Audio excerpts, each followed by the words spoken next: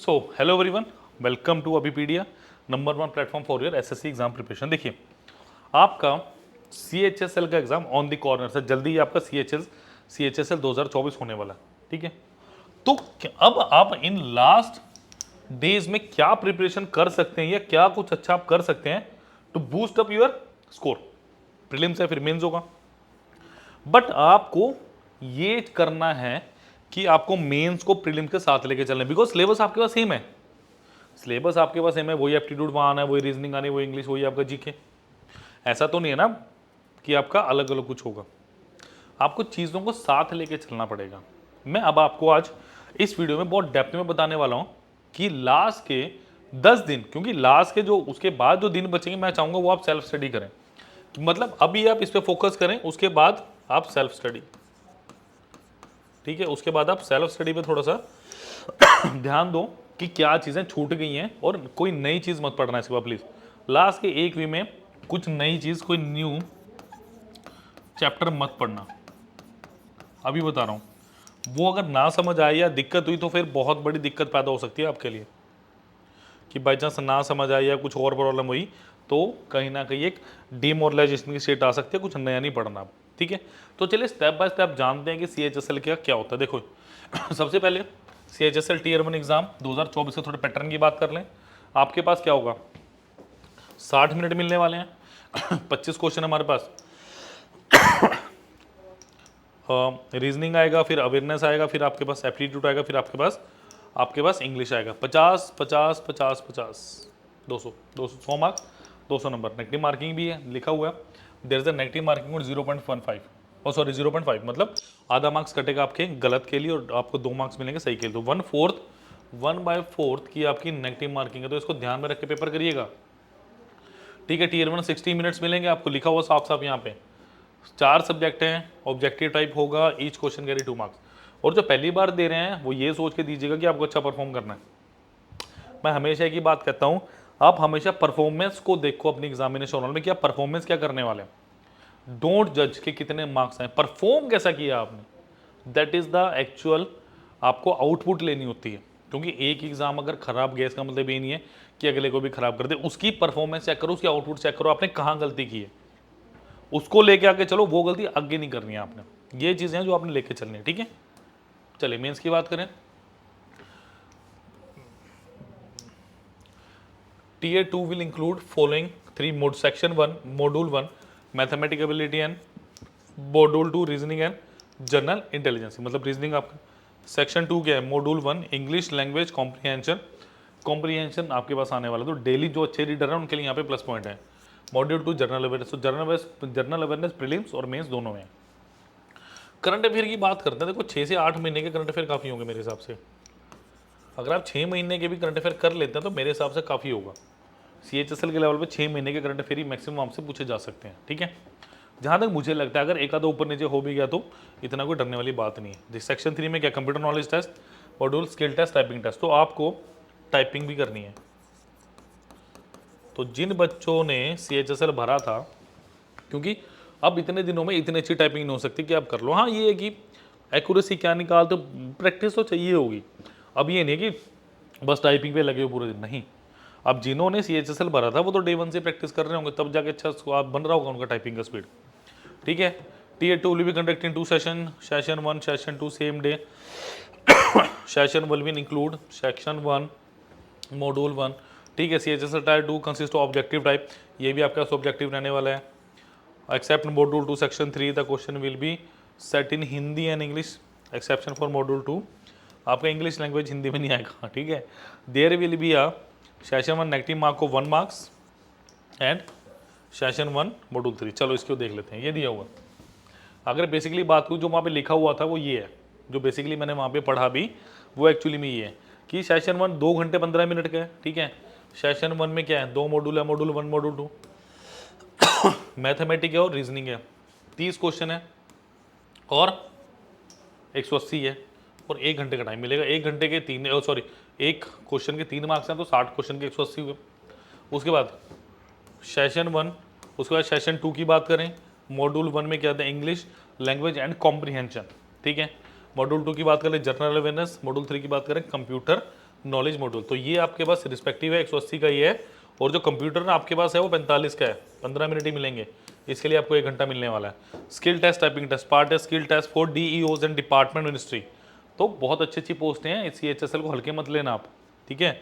Part B में skill test for DU except in department ministry, part C typing test for LDC and JSA, 15 और 10 minute respectively आपको मिलने वाले हैं।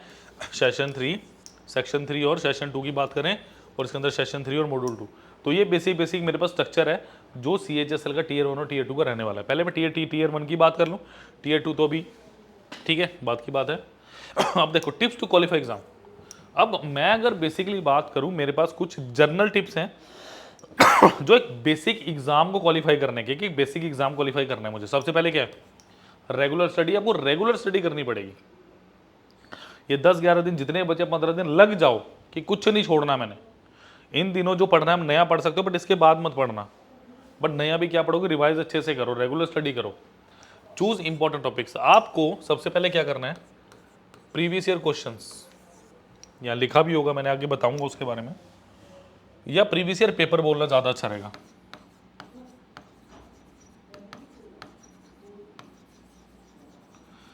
Previous year paper इसकी analysis करो।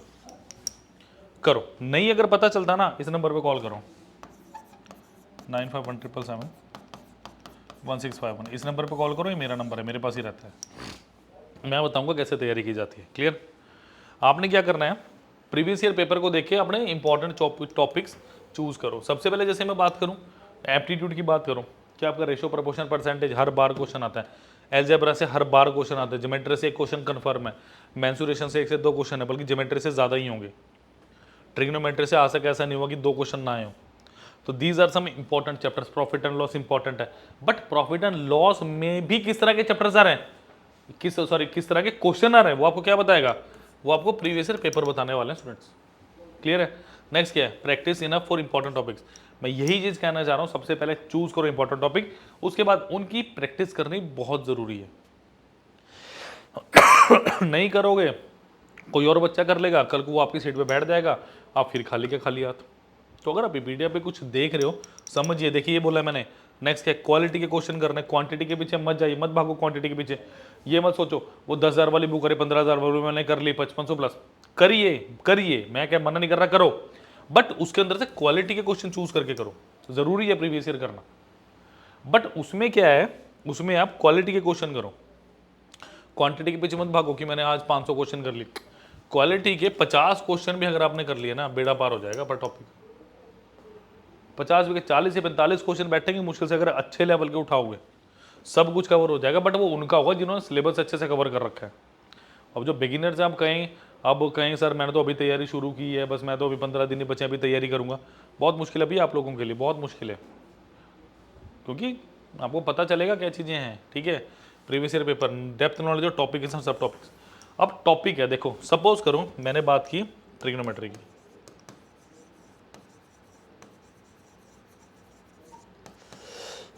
अब ट्रिग्नोमेट्री मेरे पास एक टॉपिक है, समझो टॉपिक्स एंड सब टॉपिक्स में बड़े बच्चे पजल रहते हैं। सपोज करो ट्रिग्नोमेट्री मेरे पास एक टॉपिक है, ठीक है, अब इसका सब टॉपिक है एंगल बेस्ड क्वेश्चंस, उसके बाद क्या आ गया, ट्रिग्नोमेट्रिक टेबल, ठीक है, उसके बाद quadrant change, maximum minima, then we have identities. ये सारी चीजें क्या है, ट्रिग्नोमेट्रिक टॉपिक है, but these are subtopics of trigonometry. ये चीजें समझो कि खाली ट्रिग्नोमेट्री को जानने से कुछ नहीं होगा कि हाँ ट्रिग्नोमेट्री कर ली, ट्रिग्नोमेट्री टेबल याद कर लिया, व्हाट अबाउट आइडेंटिटीज, कॉस के थीटा, साइंस के थीटा इज इक्वल टू 1, कैसे प्रूफ आएगा उनका, क्वाड्रेंट चेंज कैसे आएगा, साइंस से कॉस, कॉस में साइन कैसे चेंज होगा, आप 180 प्लस माइनस थीटा करो, 90 प्लस माइनस थीटा करो, कैसे आप इसको लेंगे, कौन कौन से क्वाड्रेंट्स में, कौन कौन से एंगल मेरे पॉजिटिव है, कौन बताएगा मुझे। ये सब चीज़ें एक अच्छे स्टूडेंट को पता होनी चाहिए, और उसी को बोला जाता है टॉपिक्स एंड सब टॉपिक्स की पहचान। क्लियर। नेक्स्ट देखिए what we have, next is, अब मैं जैसे क्वांटिटी एप्टीट्यूड की बात करूं, कैसे इसकी तैयारी करनी है। सबसे पहले मार्क इंपॉर्टेंट टॉपिक्स, ठीक है, उन इंपॉर्टेंट टॉपिक्स को करना स्टार्ट करो एमसीक्यू के थ्रू। अब वो टाइम नहीं कि बुक पकड़ो और बिल्कुल बेसिक्स करो। अब जिन बच्चों ने जितनी तैयारी कर ली, जिन्होंने तैयारी करनी थी उनकी हो चुकी है अभी जितनी होनी थी। एमसीक्यू करो, ठीक है, इसके प्रीवियस ईयर क्वेश्चन को घोल के पी जाओ, एटलीस्ट कम से कम 4 साल के। मैं इतना टाइम, मैं 5 साल के नहीं बोलूँगा, 4 साल के काफ़ी हैं, क्योंकि थोड़ा पैटर्न चेंज हुआ था तो वहाँ के क्वेश्चन काफ़ी अच्छे मिलेंगे आपको। समझ आ गई बात। और इसके बाद क्या करना पड़ेगा, एप्टीट्यूड के लिए स्पेशल क्या करना है आपने, स्पेशल आपने एडवांस मैथ जरूर करना है। एडवांस मैथ का मतलब आपकी अलजेब्रा हो गया, अच्छा आपकी ट्रिग्नोमेट्री होगी, आपका मेंसुरेशन हो गया, और इसके बाद हो गया आपका ट्रिग्नोमेट्री, कोऑर्डिनेट ज्योमेट्री भी ज्योमेट्री बोल लो, ठीक है। वैसे कोऑर्डिनेट ज्योमेट्री से कभी क्वेश्चन आता है, कभी क्वेश्चन नहीं आता, तो ये 4 टॉपिक तो आपने बिल्कुल नहीं छोड़ना। अगर छोड़े हुए हैं तो इनको कर लो, यहाँ से क्वेश्चन कन्फर्म आएगा, यहाँ से बहुत बहुत हेल्दी पार्ट आएगा आपका, क्योंकि रेशियो प्रपोर्शन कर लिया, आपका एजेस कंप्लीट हो गया, आपका पार्टनरशिप कंप्लीट हो गया, परसेंटेज के साथ आपका प्रॉफिट लॉस भी खत्म हो जाएगा। बस आपको उसको समझना ही अच्छे से। बट ये चारों अलग है, सिंपल। अलजेब्रा में अलग कॉन्सेप्ट है, ट्रिग्नोमेट्री में अलग कॉन्सेप्ट है, मेंसुरेशन के अलग कॉन्सेप्ट है, और ज्योमेट्री के अलग कॉन्सेप्ट है, सारे एक दूसरे सेपरेट हैं। एक बात और याद रख लेना, अगर ज्योमेट्री करनी है ना तो ट्रिग्नोमेट्री आनी चाहिए, याद रखना। बिना ट्रिग्नोमेट्री के ज्योमेट्री नहीं होगी। एंगल वाले बहुत क्वेश्चन आते हैं मेंस के अंदर। समझ आ गई बात। नेक्स्ट देखिए इंग्लिश। इंग्लिश की मैं बात करूं, इंग्लिश को करने का सिर्फ एक ही तरीका है, अच्छे रीडर बनो, समझो लैंग्वेज को, समझो, एंटोनिम सिनोनिम करने, फिलिंग द ब्लैंक्स आने हैं, आपके पास कॉम्प्रिहेंशन भी आना है, एरर करेक्शन आने। वो कैसे है कि ग्रामर करने से, ग्रामर पे कमांड चाहिए। अगर नहीं समझ आता तो माइक्रो कोर्सेज अवेलेबल है, उसका कोर्स लगा मिलेगा नीचे, वो करिए। समझा कि मत, बहुत बहुत बहुत इंपॉर्टेंट है इंग्लिश में ग्रामर का रोल, क्योंकि जो आपका फिलिंग द ब्लैंक्स आ गया, फिलिंग द ब्लैंक्स हो गया, आपका एरर हो गया, अच्छा आपका सेंटेंस करेक्शन हो गया, वो कहाँ से आएगा, वो यहीं से बनेगा आपके।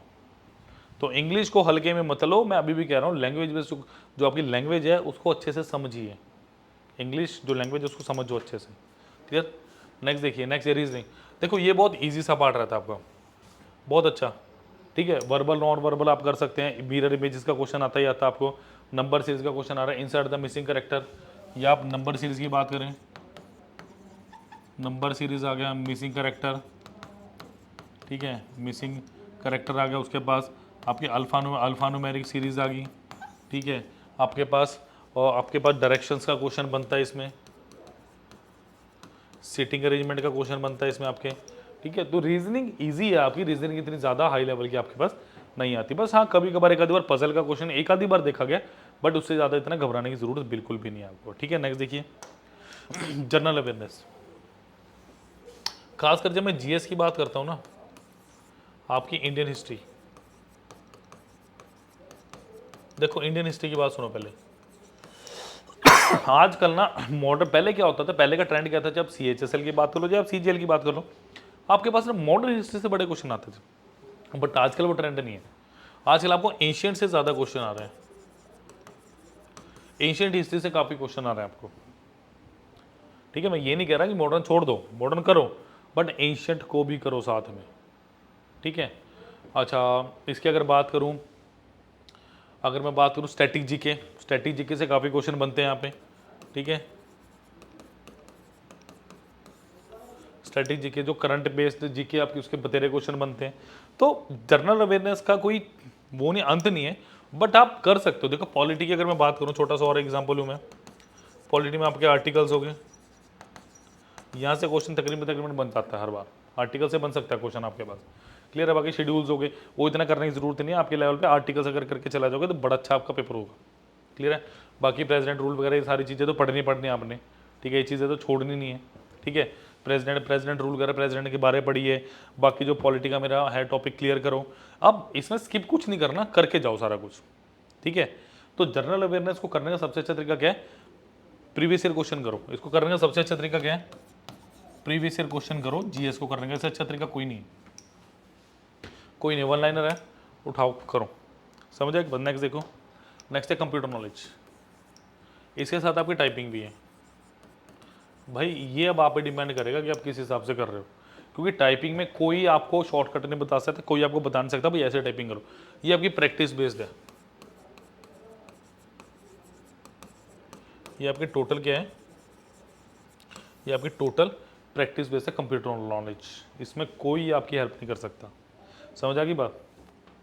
चलिए उसके बाद जो सबसे ज़्यादा इंपॉर्टेंट है ना, देखो अगर आपको कुछ ना मिले ना, आपको सर मुझे कोई डाटा नहीं मिल रहा कैसे तैयारी करूं, वैसे मैं आपको अपना नंबर दे रहा हूँ 951777,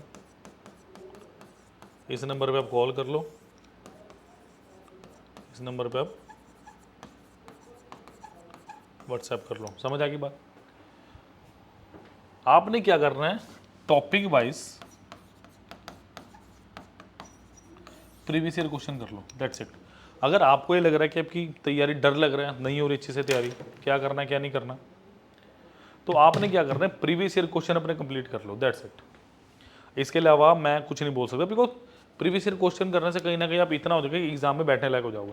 मुझे नहीं पता क्वालिफाई होगा नहीं होगा उसमें से कितना आएगा, बट हाँ अगर प्रीवियस ईयर कर लोगे ना, दिमाग में इतनी शांति रहेगी कि हाँ मैंने कुछ पढ़ा है। नया बहुत कम ट्राई करो, मत ज़्यादा सोचो, ठीक है। आप लोग रट्टा मत मारिए चीज़ों का, सबसे बड़ी बात ये बच्चे क्या करता है, रट्टा बहुत मार रहे हैं। समझ आ गई बात, ठीक है।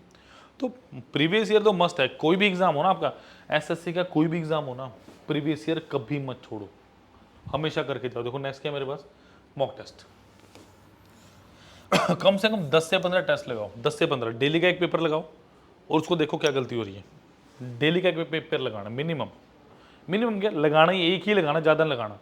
अगर 10 दिन का आप शेड्यूल अपना 15 बना, 10 दिन का 12 दिन का जितने का बना के चल रहे हो 15 दिन का, वो सारा का सारा टॉपिक वाइज करो जो मैंने जैसे मैंने बता दिया पहले, और 10 से 15 आपने मॉक टेस्ट लगाने। नेक्स्ट क्या बोला है, इस मॉक टेस्ट की एनालिसिस बहुत ज़रूरी है। ऐसा नहीं कि मॉक टेस्ट दे लिया हाँ बन के नंबर उसके बाद छोड़ दो, नहीं। जो क्वेश्चन गलत हुए हैं या जो क्वेश्चन नहीं हुए उनको देखो क्या गलती की है,